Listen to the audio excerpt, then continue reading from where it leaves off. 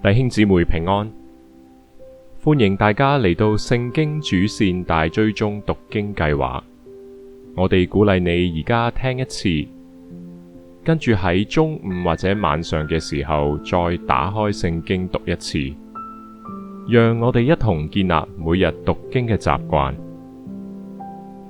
今日係5月23號，經文係記載喺以賽亞書24章第1到第23節，整個大地的毀滅。讓我哋一同嚟到聆聽聖經啊！看啊，耶和華使地空虛，變為荒涼，又反轉大地，將居民分散。那時百姓怎樣，祭司也怎樣，僕人怎樣，主人也怎樣，婢女怎樣，主母也怎樣，買物的怎樣，賣物的也怎樣，放債的怎樣，借債的也怎樣，取利的怎樣，出利的也怎樣。地必全然空虛，盡都荒涼，因為這話是耶和華說的。地上悲哀衰殘，世界敗落衰殘，地上居高位的人也敗落了。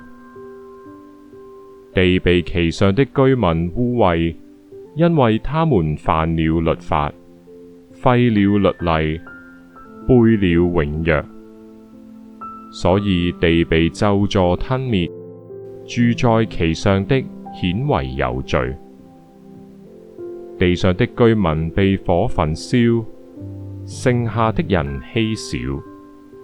新酒悲哀，葡萄樹衰殘，心中歡樂的俱都嘆息。擊鼓之樂止息，宴樂的人聲音完畢，彈琴之樂也止息了。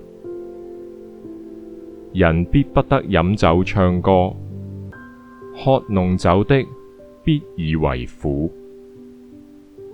荒涼的城拆毀了，各家關門閉戶，使人都不得進去。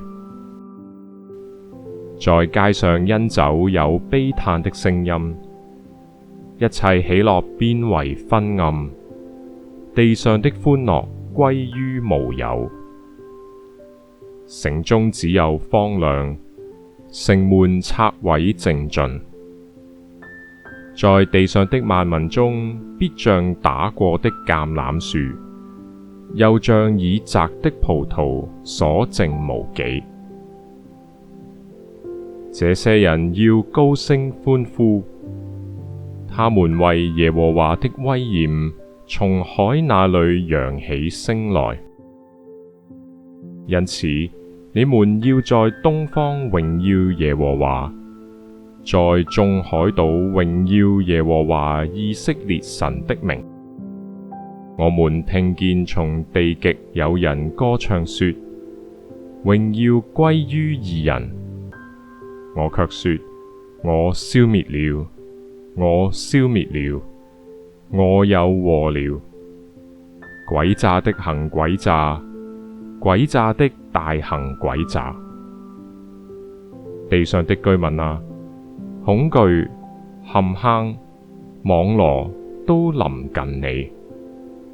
躲避恐懼聲音的，必墮入陷坑；從陷坑上來的，必被網羅纏住。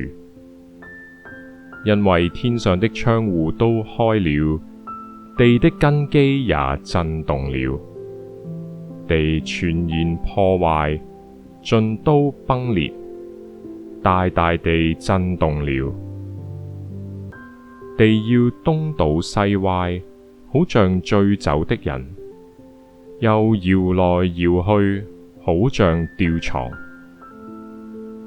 罪過在其上沉重，必然塌陷，不能復起。到那日，耶和華在高處必懲罰高處的眾軍，在地上必懲罰地上的列王，他們必被聚集，像囚犯被聚在牢獄中，並要囚在監牢裏，多日之後便被討罪。那時，月亮要蒙羞，日頭要慚愧，因為萬軍之耶和華必在錫安山，在耶路撒冷作王，在敬畏他的長老面前必有榮耀。今日經文嘅主題係整個大地的毀滅。24章至27章被稱為以賽亞書的小啟示錄，因經文所述的審判是普世性的。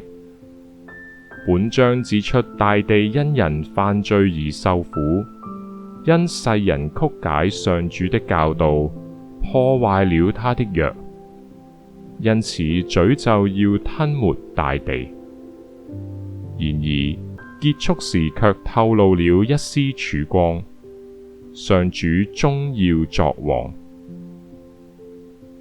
盡心思考，從經文所見，人犯罪叛逆的影響到達咗乜嘢程度呢？面對人嘅罪惡帶來嘅沉重惡果，你有乜嘢感受同行動呢？親愛嘅弟兄姊妹，讓我哋唔單止讀聖經，更一同嚟到思想聖經。願神嘅話賜福大家。再見。